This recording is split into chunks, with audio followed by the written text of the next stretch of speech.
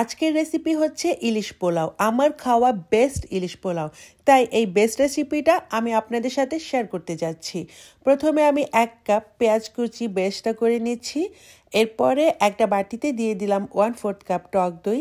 তার সাথে আমি এই বেরেস্তা হাতে একটু গুঁড়ো করে মিশিয়ে নেব। আর এই বেরেস্তা গুঁড়ো দেওয়ার পরে এখানে আমি টেস্ট মতো লবণ দিয়ে দিব। এরপরে সব কিছু আমি একসাথে একটা স্প্যাচুলার সাহায্যে সব কিছু ভালোভাবে মিশিয়ে নিব। এখানে আর কোনো মশলা ইউজ করব না, শুধুমাত্র এই টক দই, বেরেস্তা আর লবণ। সব কিছু ভালোভাবে মেশানো হয়ে গেলে এখন আমি এই ইলিশ মাছের পিসগুলো খুব ভালোভাবে এই মশলাগুলোর সাথে মিশিয়ে এটাকে আমি ম্যারিনেট করে রাখবো জাস্ট 20 মিনিটের জন্য। হাতে সময় না থাকলে ম্যারিনেট করারও দরকার নেই। মাছগুলো আমি খুব ভালোভাবে ধুয়ে পরিষ্কার করে নিয়ে তারপর আমি এই মশলার সাথে খুব ভালোভাবে মিশিয়ে নিচ্ছি। রেসিপি সাধারণ, কিন্তু এটা টেস্ট হচ্ছে অসাধারণ। এখন একটা চুলায় প্যান বসিয়ে নিয়ে নিলাম 1/3 কাপ তেল। এটা হচ্ছে বেরেস্তা ভাজার তেল। বেরেস্তা ভাজার তেলে কিন্তু যে কোনো রান্না খুবই মজার হয়। আর তার সাথে আমি পেঁয়াজ বাটা দিয়েছি এখানে 1/4 কাপ।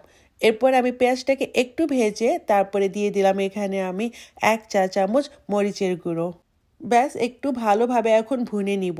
এখানে আমি এখন লবণ দিচ্ছি না, যেহেতু আমার ম্যারিনেট করার সময় লবণ দেওয়া আছে।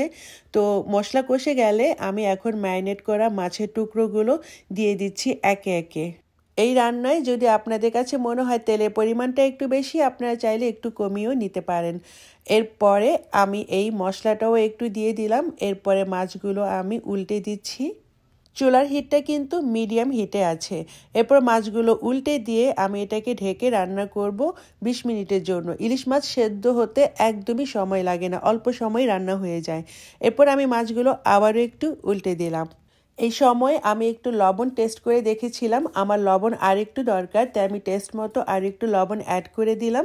এরপরে লবণ দেওয়ার পরে মাছগুলোকে আমি আবার উল্টে দিচ্ছি। মাছের পিসগুলো প্রপারলি কুকড হয়ে গেছে। এখন আমি মাছের টুকরোগুলো একটা প্লেটে উঠিয়ে নিচ্ছি, কারণ এই মাছের মশলা দিয়েই রান্না হবে ইলিশের পোলাওটা।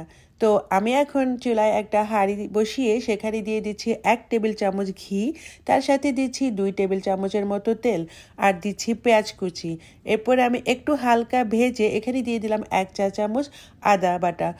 এরপর একটু হালকাভাবে ভেজে নিয়ে এখানে অ্যাড করব পোলাওয়ের চাল, যেটা আমি আগেই ধুয়ে পানি ঝরিয়ে রেখেছিলাম। এখানে আমি নিয়েছি 3 কাপ কালিজিরা পোলাওয়ের চাল। এরপর চালটাকে আমি একটু ভেজে দিয়ে দিলাম টেস্ট মতো লবণ। চালটাকে আমি প্রায় 5-6 মিনিটের মতো ভেজে নিব, খুব বেশি ভেজে নেওয়ার দরকার নেই। তো ভাজা যখন হয়ে গেছে তখন আমি দিয়ে দিচ্ছি সেই ইলিশ মাছের গ্রেভিটা। এখন এই গ্রেভিটা দিয়ে ভালোভাবে চালটাকে আমি ভেজে নিব। এই গ্রেভিটার সাথে পোলাওয়ের চালটাকে ভালোভাবে মিশিয়ে ভেজে নেওয়ার পরে এখানে আমি পানি অ্যাড করব গরম। আর এখানে পানির পরিমাণটা নিচ্ছি আমি 3 কাপের জন্য 6 কাপ পানি, অর্থাৎ যতটুকু চাল তার ডাবল পরিমাণে পানি নিতে হবে। এরপরে এটাকে আমি রান্না করব 20 মিনিটের জন্য। 20 মিনিটে চালগুলো ভালো মতো সেদ্ধ হয়ে গেছে, একদম প্রপারলি সেদ্ধ কিন্তু হতে হবে। সেদ্ধ হয়ে যাওয়ার পর দিয়ে দিলাম আমি এখানে কিছু বেরেস্তা আর দিয়ে দিচ্ছি সেই সাইডে রেখে দেওয়া মাছ। মাছের পিসগুলো সুন্দরভাবে পোলাওয়ের ওপরে দিয়ে তারপরে এই ওপর দিয়ে আমি সেই মশলা আর যে তেলটা ছিল সেটা দিয়ে 5-6টা কাঁচামরিচ দিয়ে দমে রান্না করলাম প্রায় 5 মিনিটের জন্য।